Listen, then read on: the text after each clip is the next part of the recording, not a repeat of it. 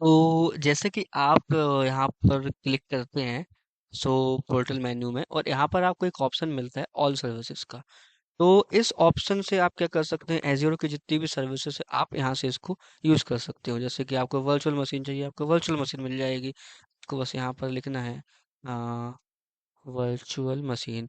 आपको जो भी मतलब सर्विसेज आपको चाहिए आप इसको यूज़ कर सकते हो। अगर आपको यहाँ पर नहीं जाना है तो आप सीधे यहाँ पर भी अगर लिख देंगे तो वो वर्चुअल मशीन आ जाएगा। मतलब जो वर्चुअल मशीन नहीं, आप जो कुछ भी लिखेंगे अब उसको वो सब कुछ आ जाएगा। अब एक बहुत इम्पोर्टेंट कॉन्सेप्ट है। अब एक बहुत इम्पोर्टेंट कॉन्सेप्ट है जिसके बारे में हम देखने वाले हैं, पढ़ने वाले हैं। तो वो है एज़्योर का एज़्योर प्राइसिंग। ठीक है, एज़्योर प्राइसिंग। एज़्योर प्राइसिंग के बारे में अब हम देखेंगे।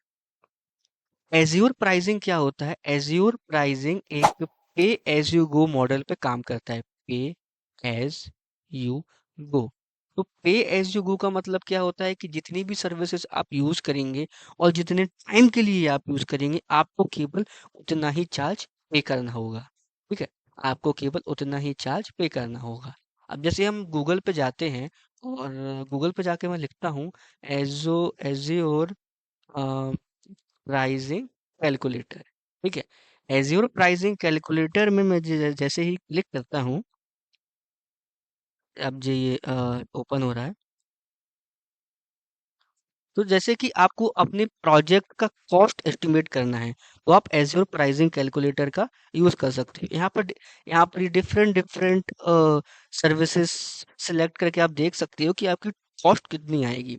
इससे आपको मतलब पहले ही आइडिया लग जाएगा कि आपका बजट कितना लगेगा। जैसे कि अगर आप वर्चुअल मशीन इंक्लूड करना चाहते हैं अपने प्रोजेक्ट में, तो आप यहाँ पे देख सकते हैं कि आप जो भी मतलब आपकी जो भी रिक्वायरमेंट होगी उस हिसाब से आपका क्या चार्ज लगेगा। जैसे कि अभी तो इसने बाय डिफ़ॉल्ट ही लगा दिया है कुछ, जैसे विंडोज़ हो गया, ओएस हो गया, 730 आवर हो गया, एक एक वर्चुअल मशीन हो गया। इसमें यहाँ पर कॉस्ट बता दिया $137, मंथली कॉस्ट है ये। ठीक है? ऐसे ही डिफरेंट डिफरेंट चीज़ के लिए अगर आपने स्टोरेज अकाउंट लिया, आपने एकेएस एज़्योर कुबरनेटिस सर्विसेज लिया, एज़्योर फंक्शन लिया, कुछ भी आपको इम्प्लीमेंट करना है, इंक्लूड करना है अपने प्रोजेक्ट में, यहाँ का यूज़ करके आपको पता चल जाएगा पहले ही कि आपकी कॉस्ट क्या होगी। ठीक है? जैसे कि यहाँ पे $159 हो गया। तो एज़्योर प्राइसिंग कैलकुलेटर का ये सबसे अच्छा हमें फ़ायदा मिल जाता है। ठीक है? तो अब हम बात करते हैं अ, फ्री टायर की। ठीक है? अब हम बात करते हैं फ्री टायर की। अब ये फ्री टायर होता क्या है? ठीक है? एज़्योर जो न्यू यूज़र्स होते हैं, तो जो हम न्यू यूज़र्स होते हैं, उनको एज़्योर जो है फ्री क्रेडिट देता है, जिससे आप इनिशियल लर्निंग और प्रैक्टिस कर सकते हो। ठीक है? आपको क्या करना होगा इसमें, आपको फ्री अकाउंट क्रिएट करना होगा, जो कि मैं अपनी पहली वीडियो में बता चुका हूँ। तो आप वो वीडियो जाके देख सकते हैं। मैंने सब कुछ बताया कि हम एज़्योर का फ्री अकाउंट कैसे। अब हम देखेंगे टीसीओ के बारे में। ठीक है? अब हम देखेंगे टीसीओ के बारे में। तो ये टीसीओ का मतलब क्या होता है? टीसीओ का मतलब होता है टोटल कॉस्ट ऑफ ओनरशिप। ठीक है? ये एक टूल है जो कि 2 चीज़ों को कंपेयर करता है। अब वो 2 चीज़ क्या हैं? 2 चीज़ वो ये हैं, या तो जब हम इंफ्रास्ट्रक्चर खुद मैनेज करते हैं या फिर जो इंफ्रास्ट्रक्चर है वो एज़्योर मैनेज करता है। इन दोनों का कॉस्ट का जो डिफरेंस है वो टीसीओ बताता है। ठीक है? इन दोनों की कॉस्ट का जो डिफरेंस है वो टीसीओ बताता है। तो इस टूल की हेल्प से आप देख सकते हो कि लॉन्ग टर्म में एज़्योर ज़्यादा कॉस्ट इफेक्टिव है या फिर नहीं। ठीक है? जैसा कि हम इसमें एग्जांपल देखते हैं, यहाँ पर अगर आप अभी देख पा रहे होंगे total on premises over 5 year इसका कॉस्ट आ रहा है ये। जबकि total Azure cost over 5 year इसका कॉस्ट आ रहा है ये। टूल की हेल्प से हम पता लगा सकते हैं कि लॉन्ग टर्म में एज़्योर ज़्यादा कॉस्ट इफेक्टिव है या फिर नहीं। तो अगर जैसा कि अब हम एक एग्जांपल देखते हैं, मान लो आप सर्वर खरीदते हो, ये रहा सर्वर।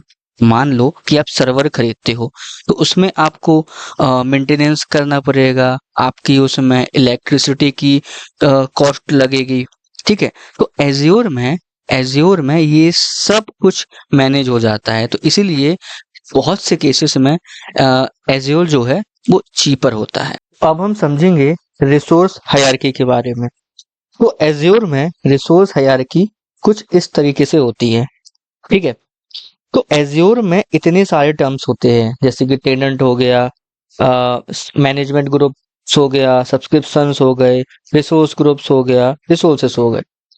तो चलिए अब हम इसको एक रियल लाइफ एग्जांपल के साथ समझते हैं। सोचो तो कि तुम्हारे पास तुम्हारी जो है एक कंपनी है, ठीक है? तुम एक कंपनी रन कर रहे हो। तो जो उसमें स्टेप वन होगा वो होगा टेनेंट का, ठीक है? जो कि होगा टॉप लेवल। इसको तुम अपनी कंपनी का मेन आइडेंटिटी समझ सकते हो। ये डिसाइड करता है कि कौन लोग लॉग इन करेंगे, किसके पास एक्सेस रहेगा। मतलब टेनेंट को हम कह सकते हैं कंपनी का मेन अकाउंट, ठीक है? कह सकते हैं हम कंपनी का मेन अकाउंट। अब जो दूसरे नंबर पर आता है, ये था पहला नंबर का। अब जो दूसरे नंबर पर आता है उसको हम बोलते हैं मैनेजमेंट ग्रुप्स। क्या बोलते हैं? मैनेजमेंट ग्रुप्स, ठीक है? अब अगर तुम्हारी बड़ी हो गई, उसमें मल्टीपल डिपार्टमेंट्स हो गए, उसमें जो डिपार्टमेंट्स है वो मल्टीपल हो गए, जैसे कि फाइनेंस हो गया, एचआर हो गया, आईटी हो गया, ठीक है? तो तुम उसको ग्रुप करोगे। वही काम करता है मैनेजमेंट ग्रुप। ये मल्टीपल सब्सक्रिप्शन को ग्रुप करता है और एक जगह से पॉलिसीज अप्लाई करने देता है। मतलब मैनेजमेंट ग्रुप इक्वल आप डिपार्टमेंट्स मांग सकते हो, ठीक है? अब हम देखेंगे सब्सक्रिप्शन के बारे में। ये एक ये एक बहुत इंपॉर्टेंट कॉन्सेप्ट है। तो सब्सक्रिप्शन में होता क्या है, यहाँ पर हम बिलिंग हैंडल करते हैं। क्या करते हैं यहाँ पर हम बिलिंग हैंडल करते हैं और ये डिसाइड करता है कि कितना पैसा लगेगा। तो सब्सक्रिप्शन करता क्या है, यही बिलिंग हैंडल करता है, ठीक है? और ये डिसाइड करता है कि कितना पैसा लगेगा। अब जो हम चौथे की बात करेंगे वो होता है हमारा रिसोर्स ग्रुप। क्या होता है? Resource group. अब रिसोर्स ग्रुप क्या होता है? मान लो कि तुम एक प्रोजेक्ट बना रहे हो, ठीक है?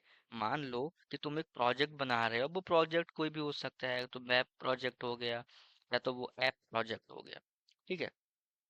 उसके एक प्रोजेक्ट के अंदर जितना भी जो कुछ रिसोर्सेस लगेगा वो तुम एक रिसोर्स ग्रुप के अंदर रखोगे, ठीक है? तो बेसिकली इसमें होता क्या है, एक लॉजिकल ग्रुपिंग होती है। क्या होता है? लॉजिकल ग्रुपिंग होती है। इसको तुम इजिली डिलीट या फिर मैनेज कर सकते हो। इसको डिलीट या फिर मैनेज कर सकते हो, ठीक है? तो मतलब जो रिसोर्स ग्रुप होता है एक प्रोजेक्ट का फोल्डर होता है। क्या होता है? एक प्रोजेक्ट का फोल्डर होता है।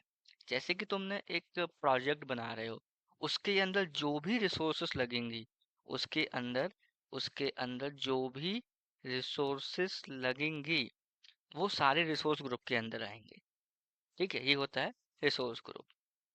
जो हम पांचवें टर्म्स की बात करते हैं, पांचवा टर्म क्या होता है? रिसोर्स। अब रिसोर्स होता क्या है, ठीक है? ये एक्चुअल सर्विसेज होती हैं जो तुम यूज करते हो। क्या होता है? ये एक्चुअल सर्विसेज होती हैं जो तुम यूज करते हो।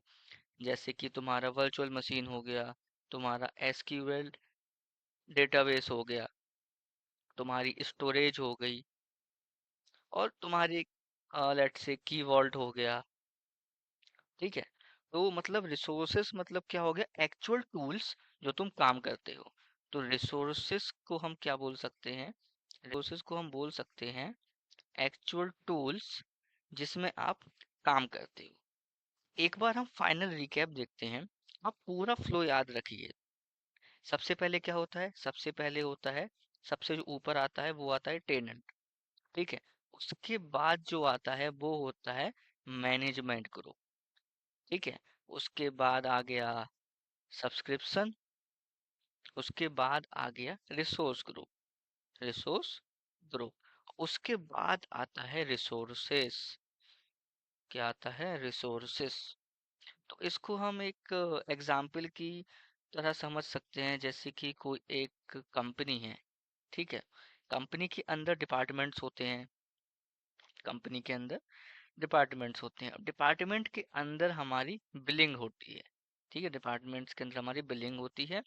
बिलिंग के बाद आता है प्रोजेक्ट। ठीक है। और प्रोजेक्ट के बाद हम आता है टूल्स के, हम उसमें क्या भी टूल्स यूज करेंगे।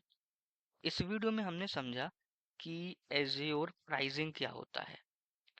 ठीक है। टीसीओ क्या होता है, और जो रिसोर्स हायरार्की क्या होती है, रिसोर्स हायरार्की क्या होती है। ठीक है। तो अगली वीडियो में हम लाइव वर्चुअल मशीन क्रिएट करना सीखेंगे कि हम वर्चुअल मशीन क्रिएट कैसे करते हैं। तो अगर आपको वीडियो पसंद आता है तो लाइक कीजिए, सब्सक्राइब कीजिए और शेयर करना मत भूलिए। Thank you.